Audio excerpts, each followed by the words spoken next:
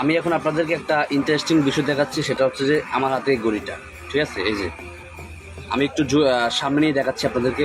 তো এই ঘড়িটা কিন্তু আমার অনেক শখের ঘড়ি ছিল, আর কিনেছিলাম শখ করে হাতে দিব।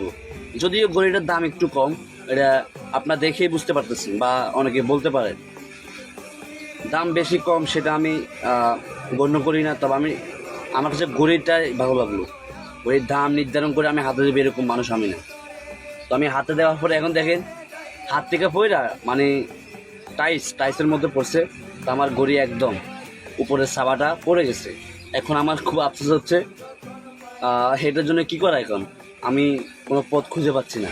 তাই এখন আমি ঘড়িটা আমি নির্দিষ্ট স্থানে রেখে দিছি, হাতে দিই না। এই আর কি অবস্থা। এখন চেষ্টা করতেছি কিছু করার, দেখে কিছু করতে পারি কি না। তো পরামর্শ দেন আপনারা, কি করা যায়? ঠিক আছে, পরামর্শ দেন কমেন্ট বক্সে।